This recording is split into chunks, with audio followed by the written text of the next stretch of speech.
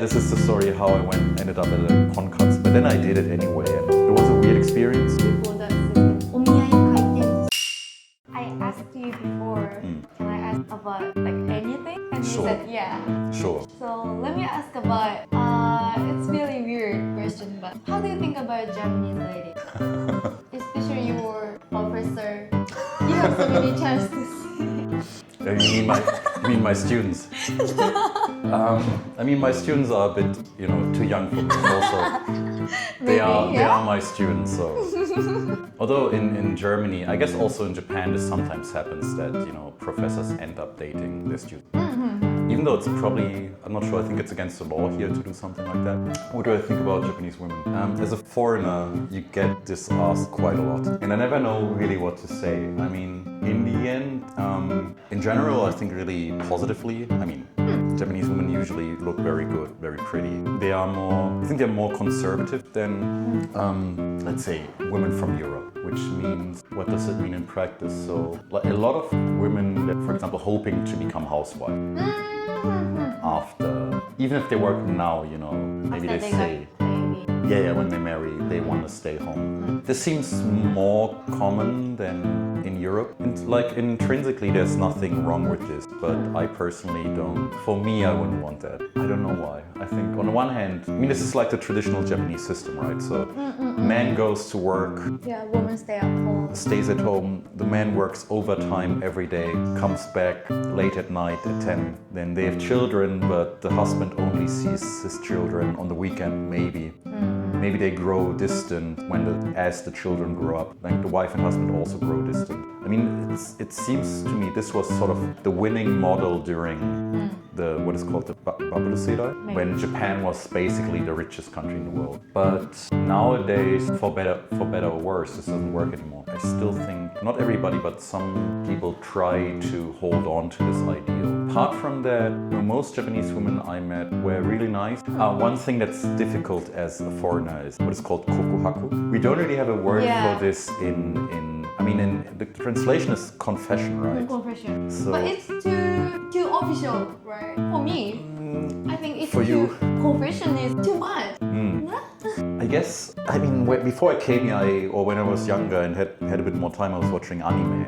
And in anime, you see this. It's very common, I think, in like these school settings, somebody confesses their feelings somehow. And coming here, I realized, this is something that people actually expect. So now in Germany, but also I think in most Western countries, the idea is, as a guy, you meet a girl and you start dating, and there's like a time frame where you figure out if you like each other. So you date. Maybe you already end up in bed together at some point. Somebody once told me, after between 3 weeks and 3 months, you should decide if you want to be together. I don't think there's a rule like this. But basically, you have this type of, relationship shopping phase. And then it's similar to, at my university, students have a few weeks to figure out if they want to take a course, if they want to commit to a course. And dating is the same. You figure out, you have a few weeks or month until you figure out if you want to commit. And then, you have like this question, what are we? Which, the stereotype is usually the woman asks, what are we? And wants to figure out, and then you kind of decide. But here it's, you meet somebody, maybe through work or friends. And then maybe there's some mutual interest, but before you can do anything further than just being friends or whatever, or acquaintances, you have to do the kokuhaku. And in the beginning, when people told me about this, or I learned about this, I was pretty scared. About what? Because it's to so... do kokuhaku? Yeah, because it's so much... Wait. I thought it's so much commitment, right? I don't even know this person, but I have to decide. Because the idea is, if you do kokuhaku and she accepts, then you are together and it's fixed. But then later I found out it's kind of not like this. So the idea is, you do the confession, then, if all goes well, she says yes. And then, but it doesn't mean that, you're together now forever. Very often, after 4, 5, 6 weeks or whatever, somebody can say, no, I don't want to do this anymore.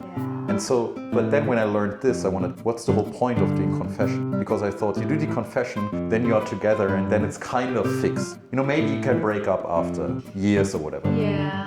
but you're doing the confession, but you still have this phase where you get to know each other. And in Tokyo, I lived in a share house and asked some of the people living there who were around the same age as me about it, and they said, no, that's normal. Like, you know, if you don't like somebody after some time, you can just discard them, despite the kokuhaku. And then when I heard this, I was kind of relieved, because then I understood. You know, it's kind of similar to the way we do it back home, but it's sort of just an extra formality. Okay. You have to do the kokuhaku, but it doesn't mean something. It means something, but it doesn't mean you have to get married right away. And it happened to me also. Maybe happened to you? Maybe I'm oversharing. So this was last year before I came to Miyazaki. Oh. Keep talking. So this was at my last university. There was a woman that I had strong feelings for, and I really wanted to be with her, so I did the kokuhaku, and she accepted. But after 4 or 5 weeks, she said, "Yeah, actually no, I don't want to. Let's just go separate ways." So I have some personal experience about this. That's really difficult to say, but I think Japanese culture needs to make like everything black or white. There's no gray. Yes, I agree. It's I noticed this, but this is with everything. So one of my Japanese friends calls it, what did she say? She calls it the 100% culture, which means only say something or do something if you can guarantee 100% that it's going to happen. So last year, for example, there was a big meeting or conference. I received a scholarship from a big Japanese organization, and they wanted every one of the scholarship holders to meet up in Tokyo. But the day before, it wasn't even a typhoon, it was like strong rain. But then they canceled the event, which must have cost a stupid amount of money, like maybe $100,000 or whatever, something like that. They canceled the day before because the idea was maybe some people were coming in from Kyushu or from a western province or from Hokkaido. Maybe they will have trouble coming, so we cancel all of it. It's also, I don't call it 100% culture, I started calling it the Chui culture. Chui culture. So also coming here from Germany, I realized there's a lot of warnings. So in your daily life, you hear the word Chui, which means something like warning, I guess. You hear that every day or every time. It's in many written instructions. It's also when you take the train somewhere, it's everywhere. So maybe it's more extreme in Tokyo than it is here in Miyazaki, but you hear that all the time, and it's just way more present to be warned about something. You cannot escape this type of word or these types of warning. Oh, but you asked me about the women, right? So yes. No, but about the women. One thing I realized also is so more traditional stuff like your job title and your income is more important as a guy. As a guy, you are more often asked, I think, how much money you make. I've been here only for a year and a half, but I have many embarrassing stories in Japan. So this was in Tokyo. And I mean, my Japanese is still very bad, but especially my written or like my reading ability is also bad. And in Tokyo, there's a lot of international parties where you can go to meet people that are being organized by specific organizations. And I had gone to some of these parties before, and I went there because I thought it's like, you know, something where you can go and meet people and have a drink. But it turned out to be a konkatsu. What is konkatsu? It's like. Do you have konkatsu in other countries? No, I mean, so it's like speed dating but for getting married. So kon means like marriage. Kekkon no kon. So what does konkatsu mean? Like marriage activity? Something like this. And so I arrived and I realized, it's not the kind of event that I was signing up for, but I thought it was. And you have speed dating, I think, in every country. But this idea of you do speed dating or whatever to basically marry someone as quickly as possible. As a guy, you have to pay more than women. I think that's true everywhere.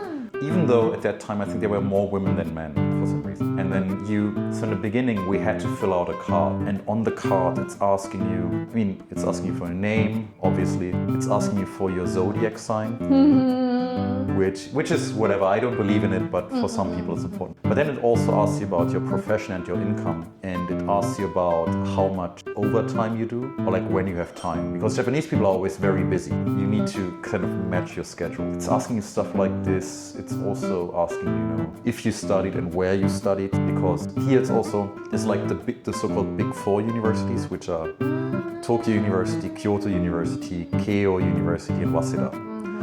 And these are like at the top of everything. So that's important to some people. But anyway, they also want to know your blood type because the blood type is very important in It's Japan. also important. And I don't know my blood type.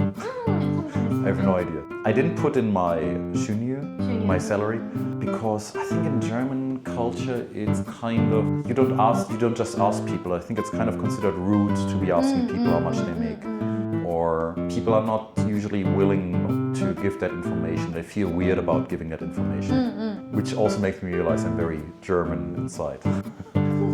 So yeah, this is the story how I ended up at a konkatsu, but then I did it anyway, and it was a weird experience. I actually did get a match that evening, so you sit down and you talk to the woman, to the woman to your left for 5 minutes or whatever, or 10 minutes, and then you have to go to the next. And in the end, you decide who you like. I think you can put 3 numbers or names on a list. Yeah, we call that system お見合い回転寿司. It's like a 回転寿司. Conveyor belt. Well, but this means I was being the sushi, right? Yeah. Because I had to move around. Yeah, you was the sushi. Interesting. The thing is, in kaiten sushi, like the sushi always has different prices, right? Sara has a different color that determines the price. I wonder what price segment I was considered. Me neither. I mean, so in the end I put on 3 names, and I was the only match that evening. So in the end, the person who organizes this then sort of looks at everything that's written down and then decides or sees who liked who. That makes a match, I think. And then, I mean, afterwards I talked to the woman, but there wasn't any. Also because I don't like the idea of What? marrying someone this quickly, like this idea. I think everybody there was at least 30, I think maybe 33 and up. And I can understand, and here's this a bit more pressure to get married. Just a little bit. And also I think we had お見合い culture.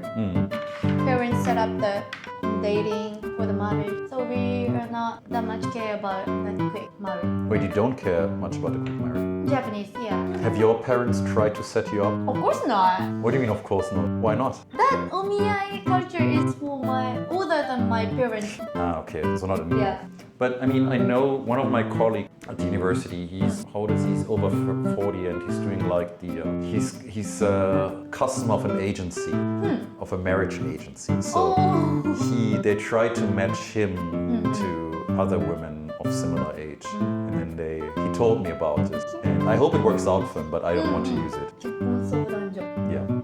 So they meet, I think he meets some women sometimes, and then he told me after the meeting they have to evaluate how much they like each other, and then they can go on further dates, and I don't really want to do that. I guess the 結婚 culture is a little bit different. But it's not everybody, and the impression that I have is that young people are not like this anymore. Not tend to. I think young people at the moment are getting more conservative in some respects because of the economy. So, Japan used to be the richest country in the world. Used to be. But recently, at least in the perception of Japanese people, it has been devalued. So, you don't feel it that much yet in Miyazaki, but in Tokyo and in parts of Kanto, there's like this so-called over-tourism issue.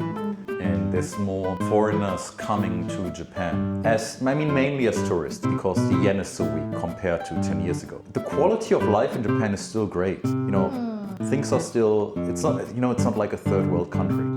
Maybe it's less rich, but people aren't starving. But I think in the self-perception of Japanese people now, this is really difficult because, in the past, or maybe still, Japanese people go to Vietnam or Thailand on holiday because it's affordable and because those are poor countries. But now they see that to certain other countries, Japan is becoming like this because of the weak yen. And I think psychologically that's difficult for many people. And then on the other hand, Japan could just change all of this because the yen, as far as my understanding of monetary policy goes, the yen is being held sort of weak on purpose or artificially. Because Japan exports a lot, right?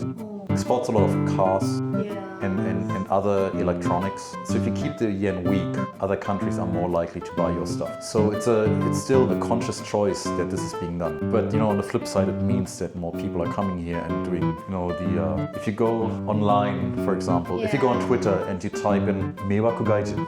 Gaijin is the impolite word for foreigner. And Meiwaku... 外国人 is okay, but 外人... Yeah, but you go on Twitter, on threads or whatever, and you see all of these debates about Meiwaku Gaijin. What is Meiwaku? Meiwaku is like annoyance. Annoying, yeah. And this stuff definitely happens, and it's a problem, and these people should cut it out. But considering how many foreigners are coming to Japan, the percentage of people misbehaving is very small. So if you could just consider the many millions of people who are coming now, it's still too many, and especially places like Kyoto or parts of Tokyo are not prepared for this. But even in Miyazaki, it's more 80% more than last year. Really? Yeah. I mean, it's good for Miyazaki because Miyazaki is one of the less rich regions of Japan. I think. Yes, it's poor. Miyazaki is the only prefecture that doesn't have a Shinkansen, right? It's not only. Really? Okay, yeah, sure. But we don't need it. You don't get it? No, we don't need Shinkansen here. I mean, if you have a car, you don't need it. But for people who want to travel from, I don't know, from Kitakyushu. From Kitakyushu or something, how do they come here? But from Tokyo, it's really easy to come here. Miyazaki doesn't have a Shinkansen, but it has an airport. And Miyazaki airport is really convenient. Close to the city side. I was very surprised when I found out that Miyazaki has an airport. But yeah, without an airport, it's really difficult to get here. Most Japanese women are really nice and I think great to date. I think there's no really inherently bad quality. I mean, you find good and bad people anywhere. And I'm not dating any Japanese woman right now, but if I had a Japanese girlfriend, it would help studying Japanese, my studies so much, because then I have somebody I can, ask questions. That's the best way to learn. And of course, I'm willing to become an English teacher or German teacher if she's interested. Okay. I'm looking forward to hear about that in the future. About what? About your story. What? Who knows? I will let you know if something comes up. Okay, I'm waiting for that.